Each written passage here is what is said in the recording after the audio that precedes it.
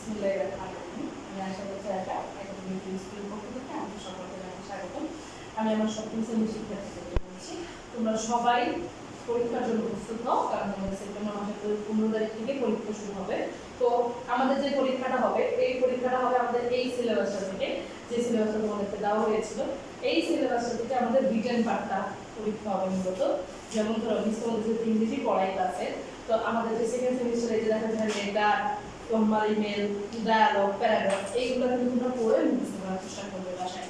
আর miss তোমাদেরকে model যে পার্টটা আছে, সেই পার্টটার জন্য মডেল 11 থেকে 20 যে মডেলগুলো আছে আমাদের, আমরা ওই মডেলগুলো পড়বো। তার এই ধারাবাহিকতা আসা আসতে 11 নম্বর মডেলটা পড়বো।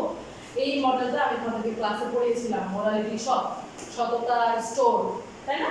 যে একজন তার স্কুলে সততা স্টোরটা শুরু করে, তারপর সে তার বন্ধুকে কিছু লেটারে জানায়। তো আমরা এখন ওই লেটারটাই করবো, সিন কম্পোজিশন। আসো তো দেখো, ডিয়ার হৃদয়, তোমরা প্রথমে একটা কাজ করো, যে তোমাদেরকে মিসি হবে ক্লাসে লিখায়, তোমরা আগে যে ওয়ার্ডগুলো পারো না ওই ওয়ার্ডগুলো নিচে দাগ দিয়ে ওই ওয়ার্ডগুলো লিখো, এবং আমি যখন অর্থটা বলবো সাথে সাথে অর্থটা পাশে লিখে ফেলবে। ওকে? তো এটা তোমাদের জন্য একটু ঝামেলা হয়ে যাবে। তোমরা প্রথমে কি করবে, ভিডিওটাকে অফ রেখে আগে কি কি পারো না নিজে সেটা লিখবে। যেহেতু আমি সবগুলো শব্দের অর্থ বলবো, তখন তুমি চট করে লিখে ফেলতে পারবে। আসো, ডিয়ার হৃদয়, প্রিয় Hriday, thank you for your letter of 1st May. May মাসের প্রথম দিন তুমি আমাকে যে পত্রটি পাঠিয়েছো সেটার জন্য তোমাকে অনেক ধন্যবাদ। ইট গিভস, এটা দিয়েছিল আস, আমাদের, such an exciting piece of news, exciting piece of news, এটা হচ্ছে তোমার একটা প্রেস। এই প্রেসটা তুমি কি করবা, এই পুরাটার অর্থ হচ্ছে খুবই আনন্দদায়ক খবর। I cannot still believe that, আমি এখন পর্যন্ত, still মানে এখন পর্যন্ত, believe মানে বিশ্বাস, that there could be a shop without a shopkeeper, এমন একটা দোকান হতে পারে যেখানে কোনো দোকানই নেই, মানে হচ্ছে যেখানে কোনো দোকানদার নেই, এরকম একটা দোকান হতে পারে, এটা আমি এখনো বিশ্বাস করতে পারছি না। I told about it to my relatives, friends, classmates and of course my teachers, Miss Lisa. আমি আমার প্রতিবেশী, আমার বন্ধু সবাইকে বলেছি, আত্মীয় স্বজন সবাইকে বলেছি, এবং অবশ্যই আমার শিক্ষক মিস নিশাদকেও বলেছি যে এরকম একটা দোকান হওয়া সম্ভব। Everybody was surprised, সবাই খুব অবাক হয়ে গেল। সারপ্রাইজ মানে অবাক হওয়া।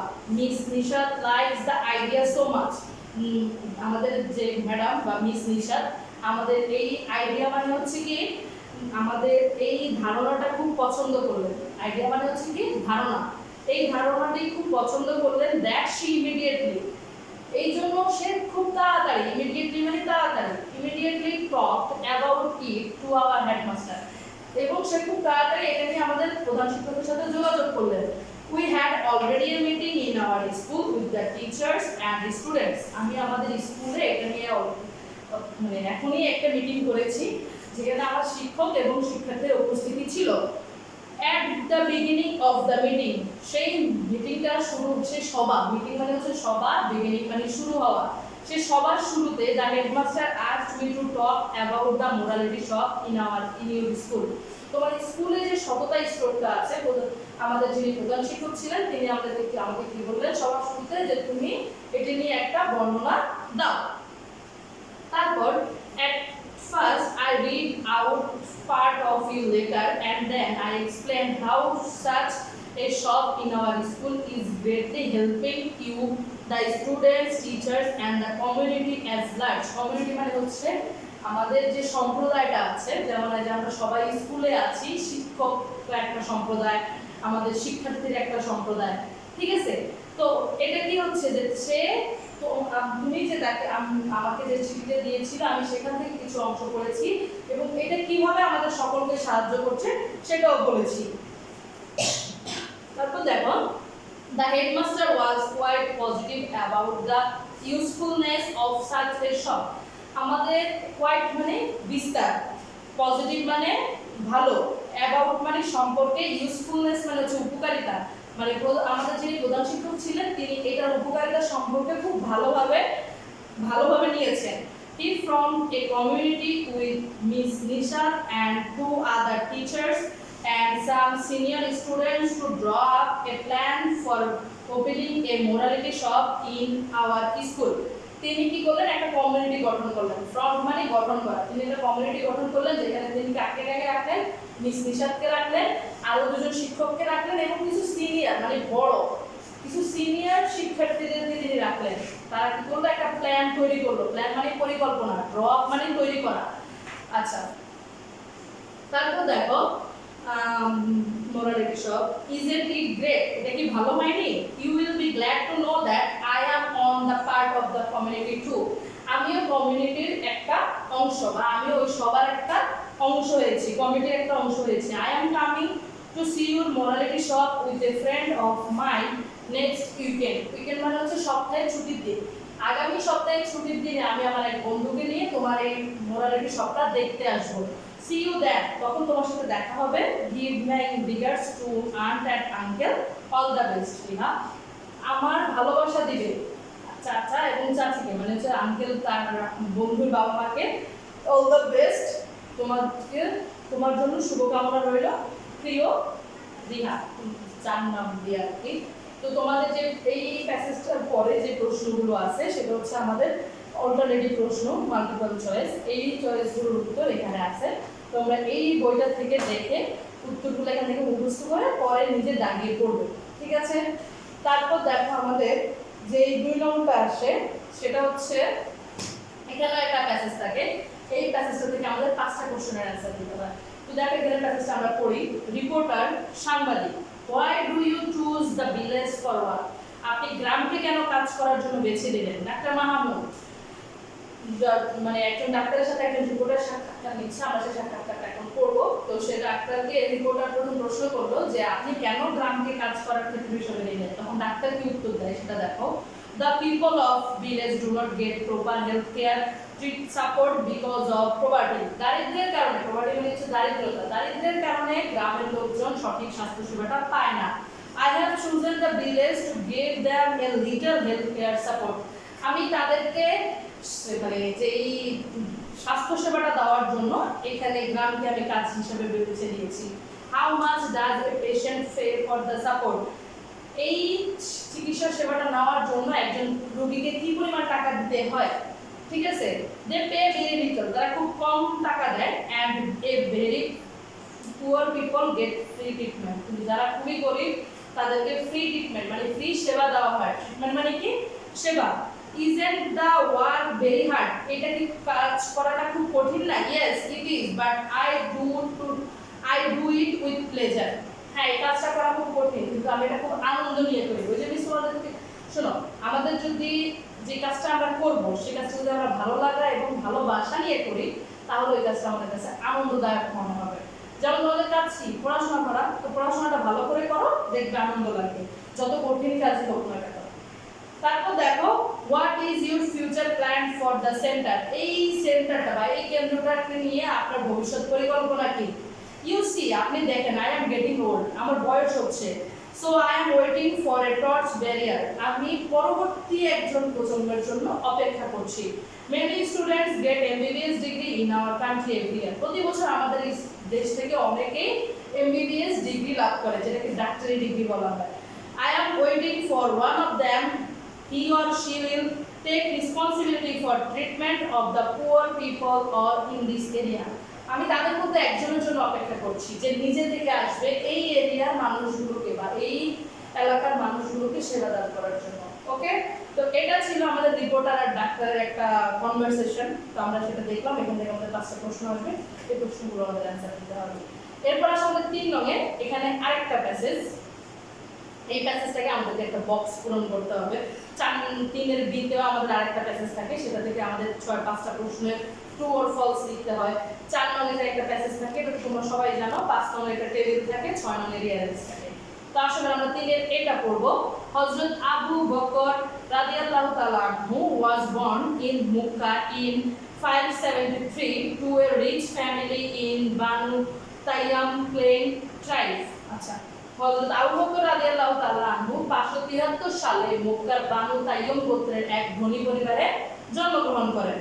He was called, তাকে সবাই ডাকতো আল-সিদ্দিক, was known by that to later generation by the Muslim. আমাদের মুসলমানের যে প্রজন্মটা তার পরবর্তী প্রজন্মের কাছে তিনি ছিলেন আল-সিদ্দিক নামে পরিচিত, ঠিক আছে? তারপর দেখো His father's name was Uttam Abu Kuhaifa. Uttam তার বাবার নাম ছিল Osman Abu Quhafa and his mother was Salma উম্মুল খায়ের। তার বাবার নাম ছিল কি ওসমান আবু কুহাফা আর তার মায়ের নাম ছিল সালমা উম্মুল খায়ের। আচ্ছা, he was a man of fair skin, thin with sparse braid. তার গায়ের রং ছিল খুব পরিষ্কার, মানে ফর্সা যেটাকে আমরা বলি, thin মানে পাতলা, with sparse braid মানে বিরল দাড়ি। তার দাড়িগুলো এতটাই সুন্দর ছিল যে সেটা বিরল ছিল। ওকে, মানে হচ্ছে সেটা সচরাচর অন্য কারো হয় না। তার দাড়ি, তার স্কিন, দেখতে তাকে অনেক সুন্দর লাগতো। He was the first male person to accept Islam. তিনি হচ্ছেন পুরুষদের মধ্যে সর্বপ্রথম ইসলাম গ্রহণকারী। He was also the first Khalifa of Islam. তিনি ছিলেন ইসলামের প্রথম খলিফা। His caliphate lasted for a little more 2 years from 632 and 634 till his death on 23rd August 634. তার শাসনকালটা ছিল 2 বছর বা তার থেকে একটু কম বেশি, যে সেটা ছিল 632 খ্রিস্টাব্দ থেকে 634 খ্রিস্টাব্দ পর্যন্ত, এবং তিনি 23 আগস্ট 636 সালে মৃত্যুবরণ করেন। ওকে, তাহলে এটা হচ্ছে হযরত আবু বকর রাদিয়াল্লাহু তাআলা আনহুর জন্ম, পরিচয়, তিনি কোথায় জন্মগ্রহণ করেছিলেন, তার বাবার নাম কি, তার মায়ের নাম কি, তিনি পরবর্তী প্রজন্মের কাছে কি নামে পরিচিত ছিলেন, তিনি প্রথম ইসলাম ধর্ম গ্রহণ করেছিলেন, এই যে ব্যাপারগুলো এটা নিয়ে হচ্ছে আমাদের প্যাসেজ। এবং তারপরে যেই শূন্যস্থানটা আমাদের যে টেবিলটা আমাদের আসে, যে বক্সটা, সেটার মধ্যে দেখা যায় যে তিনি কবে জন্মগ্রহণ করেন, তাকে সবাই কি নামে ডাকতো, তার মার নাম কি ছিল, তিনি মানে হি ওয়াজ দ্য ফার্স্ট খলিফা, তিনি কত সাল পর্যন্ত খলিফা ছিলেন, তারপর তিনি কত সালে মৃত্যুবরণ করেন। এই 5টা ইনফরমেশন দিলে আমাদের তিনের এর অ্যান্সার শেষ। এবার আসলে তিনের বি দেখো, হযরত ওমর বিন আল খাত্তাব রাদিয়াল্লাহু তাআলা আনহু was born in Mecca to the Banu Adi clan of Quraysh. হযরত ওমর বিন আল খাত্তাব মক্কা নগরীতে বানু আদি গোত্রে কুরাইশ বংশে জন্মগ্রহণ করেন। His father was Khattab ibn Nawfil and his mother was Hantama binte Hisham. তার বাবার নাম ছিল কি খাত্তাব ইবনে নাওফিল এবং তার মায়ের নাম ছিল হান্তামা বিনতে Hisham. He is said to have belonged to a middle class family. তাকে বলা হয়ে থাকে তিনি ছিলেন মধ্যবর্তী পরিবারের। He used to tend his father's camels in the plains near Mecca. তিনি তার বাবার উট ছিল অনেকগুলো, সেগুলো চড়াতেন কোথায়, মক্কার কাছাকাছি। He was tall, তিনি ছিলেন লম্বা, physically powerful, তার শারীরিক সামর্থ্য ছিল অনেক। He was a good orator, তিনি খুব ভালো বক্তৃতা দিতেন, মানে তিনি খুব ভালো বক্তা ছিলেন। He was a সাহেবা of the prophet Muhammad sallallahu alaihi wasallam, তিনি ছিলেন মহানবী হযরত মুহাম্মদ সাল্লাল্লাহু আলাইহি সাল্লামের একজন সাহাবী। He succeeded Khalifa on 23 August 634, তিনি 634 সালের 23 আগস্ট খলিফা খিতাব পান। যখন হযরত আবু বকর রাদিয়াল্লাহু তাআলা আনহু মৃত্যুবরণ করেন, তারপর উনি খলিফার খিতাব পান। He was an expert Islamic jurist and is the best known for his virtuous and just nature, which earned him the title Al-Faruq. তিনি ইসলামের দক্ষ আইনজ্ঞ ছিলেন এবং তিনি তার ধর্মীয় ন্যায়পরায়ণ আচরণের জন্য খুব সুপরিচিত ছিলেন, যার কারণে তাকে আল ফারুক উপাধিটা দেওয়া হয়েছিল। He died on 6 November 644 in Medina. তিনি মদিনাতে 6 নভেম্বর 644 সালে মৃত্যুবরণ করেন। He was buried at Masjid al-Nabawi Medina. তাকে মসজিদে আল নববীর পাশে কবর দেওয়া হয়েছিল, যেটা মদিনায় অবস্থিত। ঠিক আছে, তো এই যে আমাদের এটা হচ্ছে আমাদের ইসলামিক কাহিনীগুলো। তো আমরা এখানে প্রথমে কি জানলাম, হযরত আবু বকর রাদিয়াল্লাহু তাআলা আনহু মৃত্যুবরণ করার পরে হযরত ওমর বিন খাত্তাব, যিনি আল ফারুক নামে পরিচিত হয়েছিলেন, তার সঠিক আইনজ্ঞ এবং তার ধর্মীয় জ্ঞানের কারণে তিনি আল ফারুক নামে পরিচিত হয়েছিলেন। তো এই যে ওনাকে নিয়ে 5টা ট্রু অর ফলস আছে, এই 5টা ট্রু অর ফলস ওনার পড়ে লিখে ফেলবে। 4 নম্বরে দেখো, আবুল কাশেম ফয়জুল হক was born in 1872 at Satara in Borishal. সাতুরা, তিনি আমরা এখন যার নামে পড়বো এই প্যাসেজটা, তিনি হচ্ছেন আবুল কাশেম ফয়জুল হক। তিনি কোথায় জন্মগ্রহণ করেছিলেন? বরিশাল জন্মগ্রহণ করেছিলেন। There he received his primary সেখানে এডুকেশন ইন এ ভিলেজ, সেখানে তিনি তার প্রাথমিক শিক্ষাটি পেয়েছিলেন ভিলেজ মাকতাব, তিনি ওই যে গ্রামের যে মক্তবটা আছে সেখানে তিনি তার প্রাথমিক শিক্ষাটা পেয়েছিলেন। He passed the entrance exam standing first in the Dhaka division from Barishal জেলা স্কুল, তিনি বরিশাল জেলা স্কুল থেকে পুরো ঢাকা ডিভিশনে তিনি প্রথম হয়েছিলেন। In 1893 he passed the BSc examination obtaining honors in chemistry, physics and mathematics for Presidency College, Kolkata. তিনি কলকাতা থেকে 1893 সালে কি করেন? এন্ট্রান্স অনার্স মানে স্নাতক ডিগ্রি সম্পন্ন করেন ফিজিক্স, কেমিস্ট্রি মানে হচ্ছে পদার্থবিজ্ঞান, রসায়ন, গণিত এর উপর প্রেসিডেন্সি কলেজ থেকে কলকাতায়। এই প্রেসিডেন্সি কলেজটা কলকাতায় অবস্থিত। তখন যেহেতু অবিভক্ত বাংলা ছিল, এই জন্য তখনকার মানুষ কি করতো?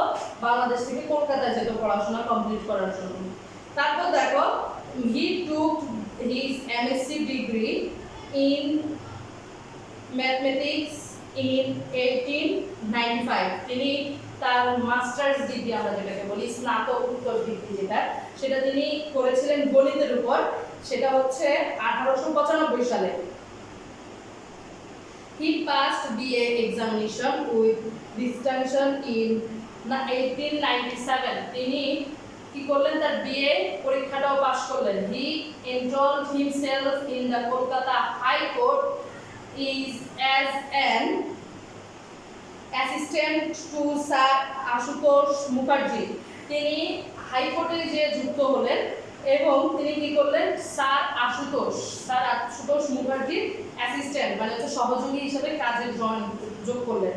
হি became a deputy magistrate in 1906 সালে তিনি ডেপুটি ম্যাজিস্ট্রেট হিসেবে যোগদান করেন। In 1913 he became an elected MCC for the first time, তিনি প্রথমবারের মতো 1913 সালে MCC নির্বাচিত হয়েছিলেন। ওকে, এটা হচ্ছে আমাদের 4 নাম্বার, যেটা উত্তরগুলো বক্সে দেওয়া থাকে, তোমরা শুধু শূন্যস্থানটা ফিল আপ করবে। 5 নম্বরে আসো, এখানে একটা গল্প, এর পাশে কিছু থাকে ওই পাশে কিছু অংশ থাকে, মানে একটা বক্সের কলামের মধ্যে দুইটা কলামের পার্টে বিভক্ত থাকে, আমরা এটাকে মিলাবো। দেখো, দেয়ার লিভড, এটা হচ্ছে এ নাম্বার পার্টে হচ্ছে আমাদের দেয়ার lived a cowherd in a village, একটা গ্রামে একটা রাখাল বাস করত। In one morning he went out with his herd of cows, তিনি তার একদিন সকালে তার গরুর পাল নিয়ে বের হলেন। He took the cows to a field near the railway bridge, railway ব্রিজের কাছে তিনি একটা ক্ষেতের মধ্যে গরুগুলোকে ছেড়ে দিলেন। তারপর the cows were grazing in the field, আমাদের তার গরুগুলো এখানে কি করলো? ঘাস খেতে শুরু করলো। And the cowherd was walking along the railway track, এবং রাখাল বালক কি করলো? রেলওয়ের উপর দিয়ে হাঁটতে শুরু করলো।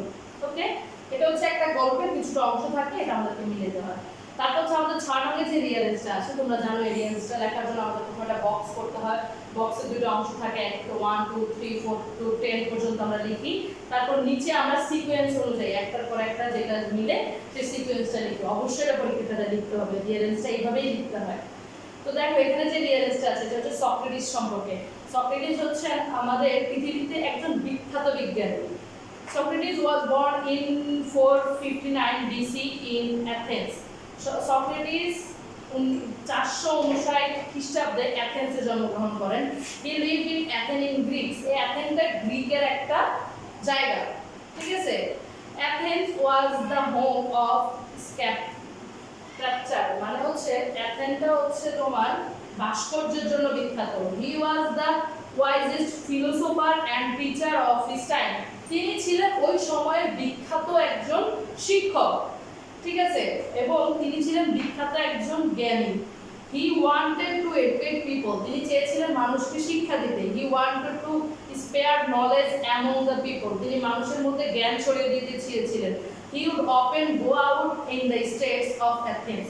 তিনি কি করতেন? সব রাস্তায় বের হতেন এবং হাঁটতেন।